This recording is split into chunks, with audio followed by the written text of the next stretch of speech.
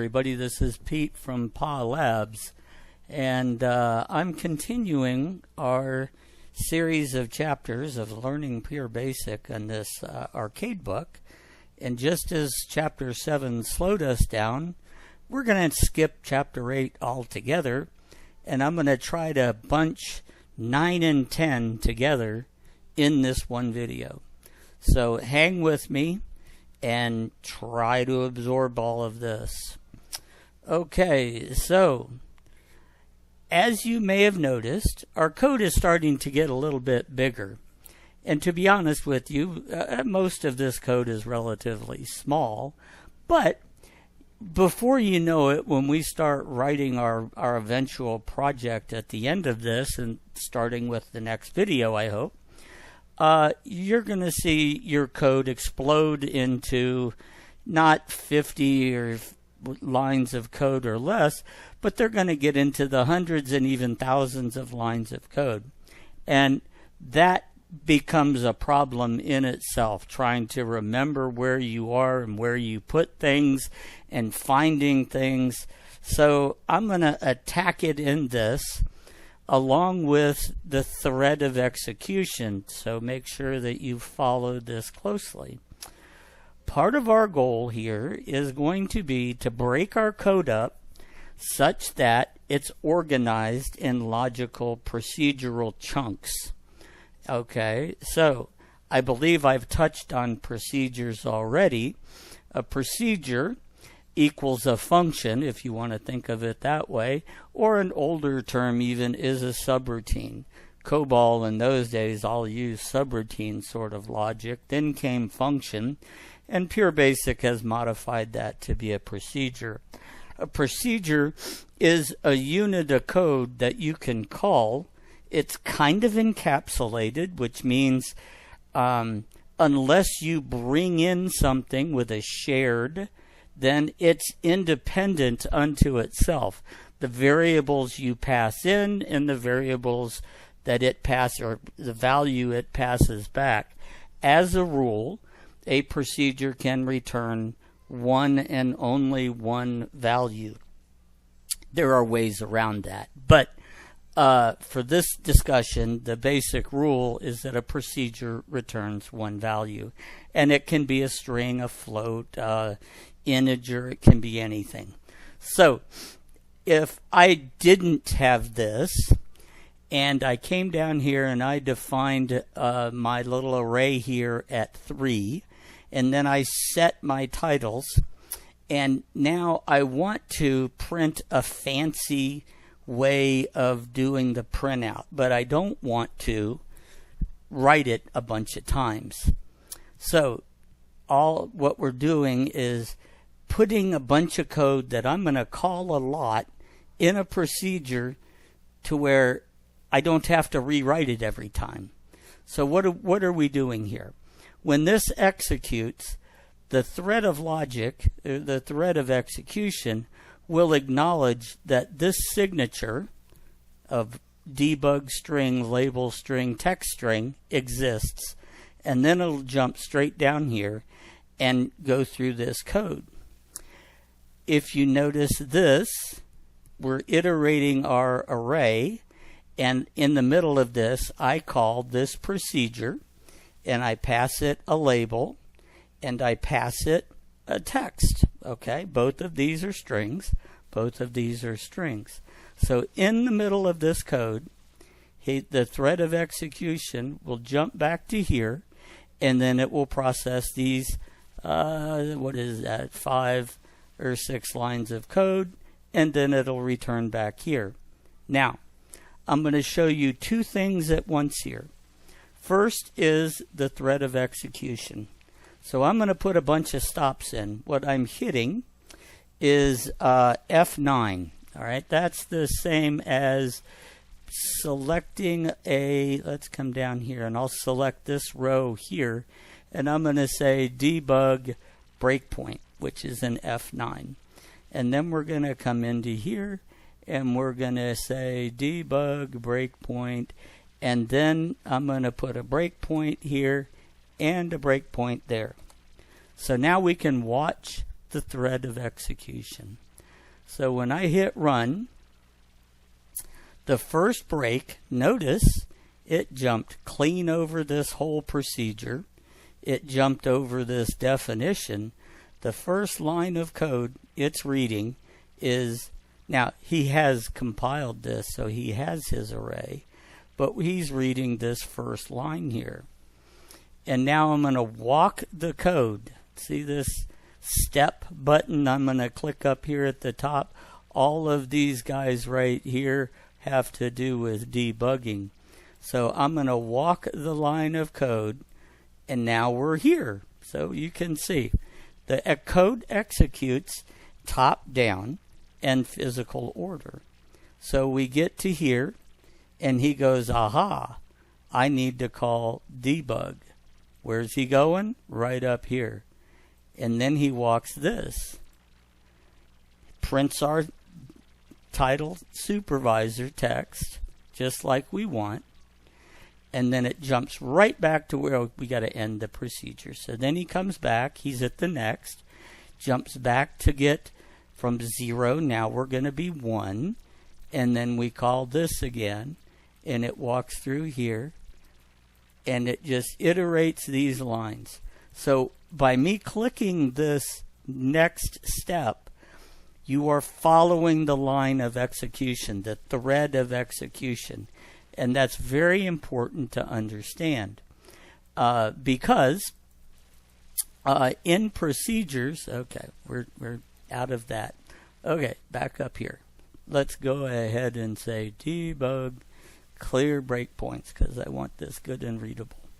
All right, now, because this is above the call, then the program knows it's there by the time it's called. What happens if I put this procedure, whoops, a little bit too much copied there. All right, we'll take that. And what if I put it down here?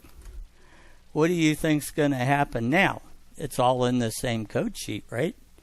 But the thread of execution is all wrong. Now we get an error. The code has no idea where this is. Where has the thread of execution run? It starts here, it comes down. It's never seen debug string yet. The way around that, if you want to actually put all your procedures at the bottom of your code, then you must come up here and say declare, and then I need the signature of this procedure. Okay? That's called a signature of a procedure. So I put the signature of the procedure here. So now when the code executes, it's going to read this line and say, hey, somewhere in this code, I'm going to find this procedure. And if he doesn't, there's an error. And if he does, all's good. Because when he gets here, he says, oh, wait, that matches this declare. Let's keep looking and see if I find it below. And presto, it does. Life is good. So now, let's screw it up. And let's say I define this, oops, I hit an accidental X. Well, now we got a problem that says the procedure debug string has been declared but has not been defined. So that means you got a typo somewhere between your declare and your procedure. All right? So you can declare as long as it's declared prior to its execution, or it exists prior to your execution to the top of the thread, then you have no problems. All right? So we're going to continue on. This is one of the biggies. This is how you organize your code. We're going to have lots and lots and lots of procedures, and we're going to do one other thing. We're going to be breaking code up into multiple folders and then multiple code sheets. Okay? So think of it this way. If you have your project folder, we're going to have our main script right there in the project folder. But he might need to include forms from the form folder, or structures. We'll put all our structures down here, and they could either be in one big structures pure basic class or a pure basic interface. PBI is normally an interface.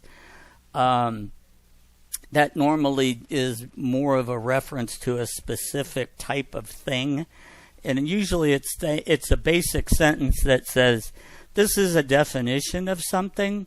It's not actually code. However, it can include code. So it's kind of a fuzzy gray thing.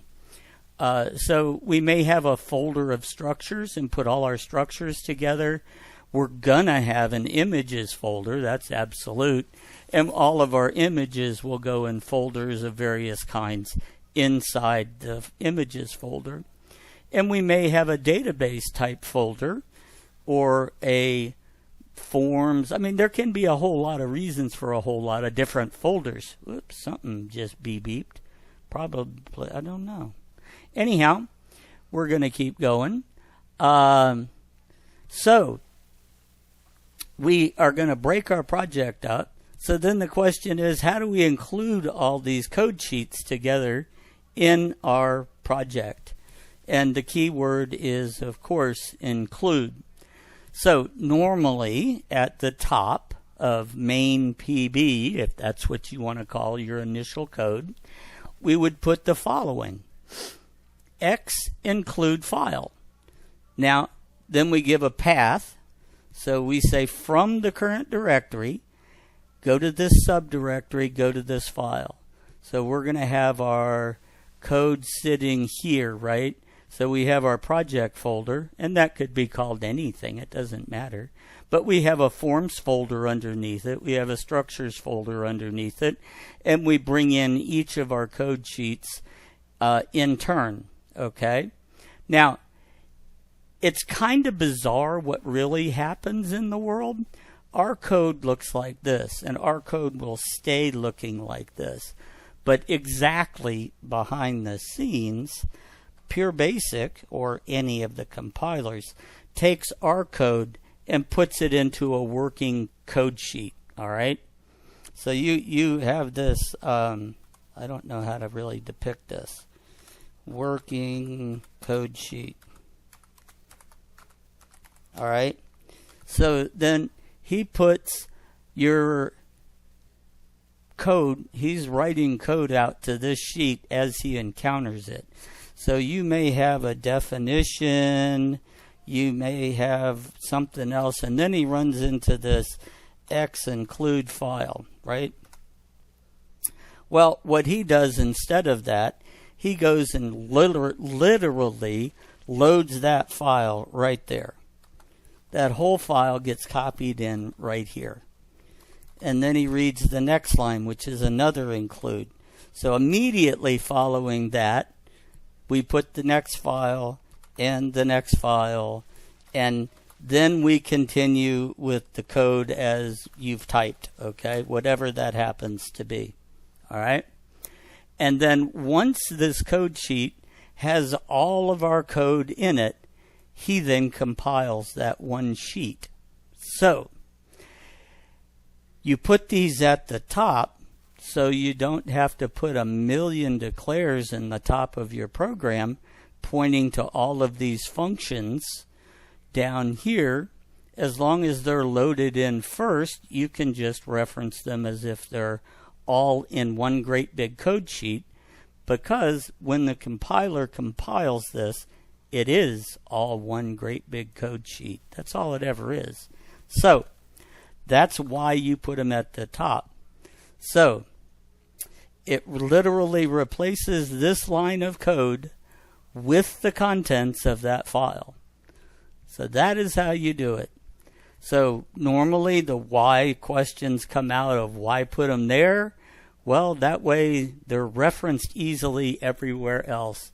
For organization, you always go look there to find where your includes are. Can all of these other files have includes themselves? You bet they can. And then when you go to try to figure out when and where it was included, then you're searching your entire program, all of your code sheets, looking for that X include, which gets to be pretty harried.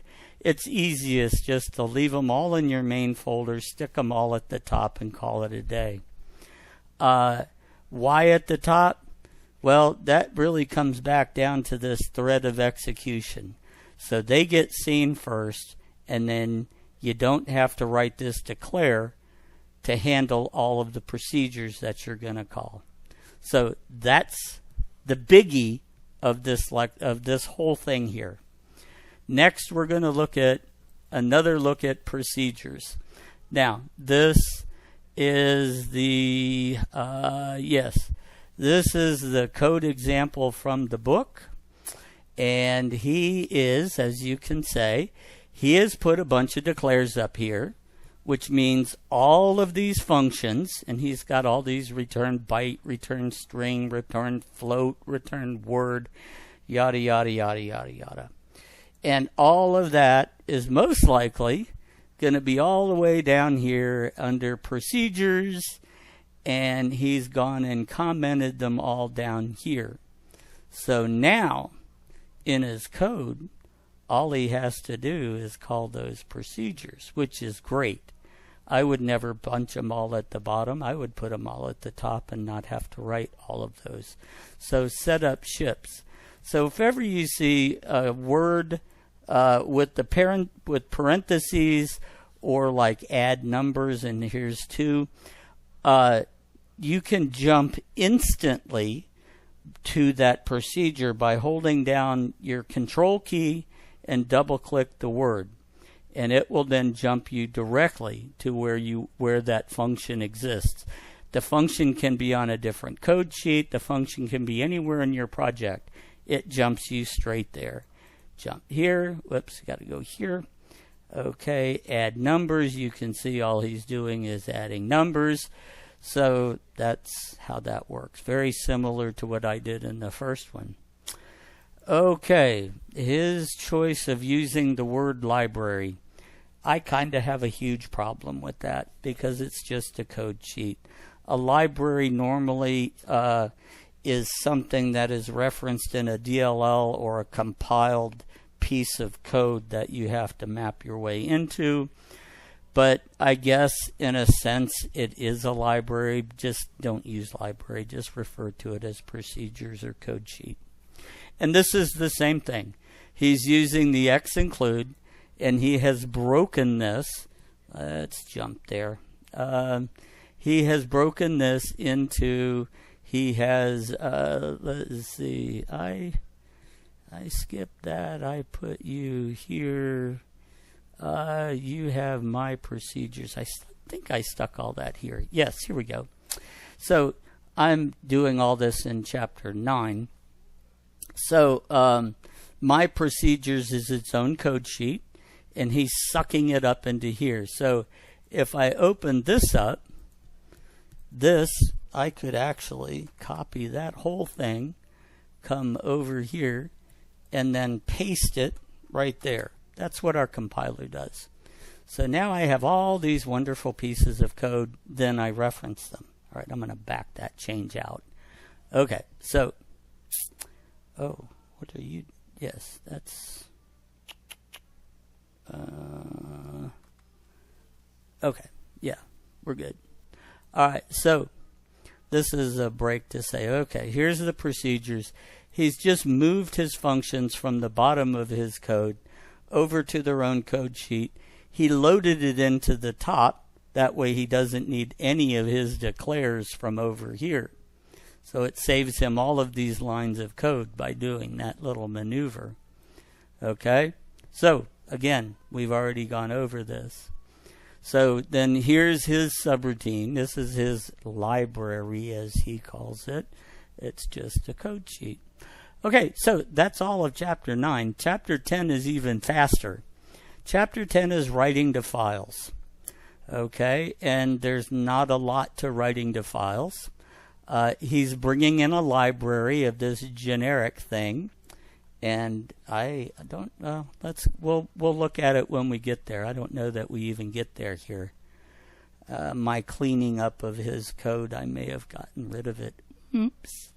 Okay, so we come in and we say create a file.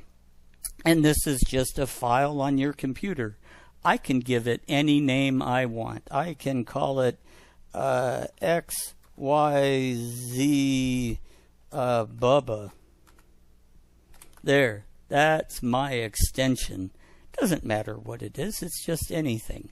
We can call it anything we want. Conventions are text, means that it's text data. Okay, you can open that up and you can read the text. Okay, that's really all that means. So we're going to create a file, and normally here you would provide a number. Okay, so it's kind of an alias, oftentimes also called a pointer. And for this example, we don't care what it is. Oh yes, we do. Doggone it, I can't do it this way. We're going to have to come up here and say, okay, we're going to create a pointer called 9. Doesn't matter what the number is. It can be any number pretty much in existence. Normally we keep them to 1 digit because we don't like to type any more than we have to. Very common numbers are 0 through about 6. Okay, so we're going to create a file. I'm going to create this alias for the file, and we're going to give it a name. So the system's going to go out here and create this file. Now he's going to come down here and go, hey, you're writing a string with a carriage return on its own line. That's what that N means. And where are we going to write it? Oh, we're going to write it to alias file, this file, which is that file. So we're going to write to 9 Hello Pure Basic. And then we're going to write testing 1, 2, 3. And then we're going to close 9. Okay, now initially we'll look at other examples in a minute. But let's go ahead and run this. Okay, all done. It runs really fast. So we called that file test txt. And I will open this with, go ahead and use Notepad. Okay, so look at our file. We got U, we hit return, we got U, and we did a string N. So you got the file return, so you got line 3. Let's take a look at changing that. And what happens if I say write string, not write string N? Now we run it, and we'll come over here, and we will reopen our file with Notepad. And now we have no carriage return at the end of line 2. Now, good news, bad news. Great, we don't have a blank line at the end of our file. If I put another print of anything here, guess what? He's going to start writing whatever that is right where that cursor is, right at the end of that text. So I can concatenate a bunch of text this way, or I need to write it with a string end and put a carriage return on things. Up to you. It's fun to play with. You can create files all day long. Okay, now let's see about reading a file.